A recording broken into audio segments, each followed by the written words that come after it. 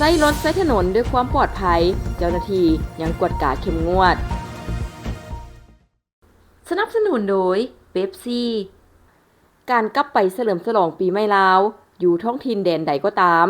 ขอให้ท่านใส่ใจการขับขี่เน้นความปลอดภัยไว้ก่อนเสมอท่านพันเอกคำสอนศรีดาวงศ์หัวหน้ากรมตำรวจจราจร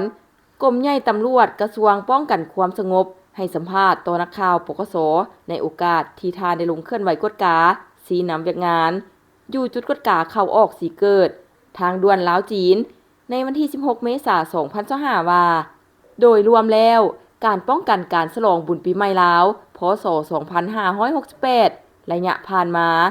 ทางกรมตำรวจจราจรแม้นได้มีการเผยแพร่ตามสื่อต่างๆพร้อมทั้งได้มีการค้นคว้าวางแผนอย่างละเอียดโดยนำใช้กำลังของกรมลงประจำแต่ละจุดมี5เส้นทางโดยเฉพาะอยู่จุดกวดกาเข้าออกสีเกิดทางด่วนลาวจีนโดยได้เริ่มวางกำลังลงปฏิบัติหน้าที่ในวันที่11เมษายน2025เร่งใส่เฮ็ดหน้าที่ในการกวดกาความไว้กวดกาทานเหล้ากวดกาการบรรทุกขนส่งสินค้าขนส่งโดยสารรวมทั้งการกวดกาในการใส่เข็มขัดนิรภัย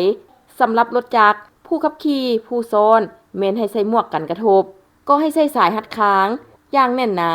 เพื่อป้องกันในกรณีเกิดอุบัติเหตุก็บ่ให้กระทบหัว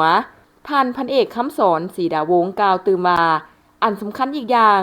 สำหรับจุดสีเกิดแม่นเคลื่อนไหวลงมาชี้นำให้เจ้าหน้าที่เข้มงวดในการกวดกาสภาพเทคนิครถโดยเร่งกวดกาเบิ่งระบบล้อยางเพื่อรับประกันการสัญจรบ่ให้มียางแตกการบรรทุกก็ต้องมีการหุ้มห่อ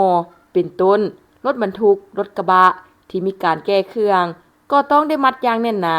เพื่อรับประกันบ่ให้สินค้าตกเหี่ยในเวลาสัญจร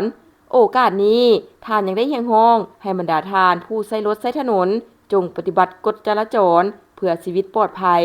ถ้าหากว่าปฏิบัติตามกฎจราจรอย่างถูกต้องเป็นการประกอบส่วนในการลดพรอุบัติเหตุโดยเฉพาะลดพรการนำใช้ความไวเวลาขับขี่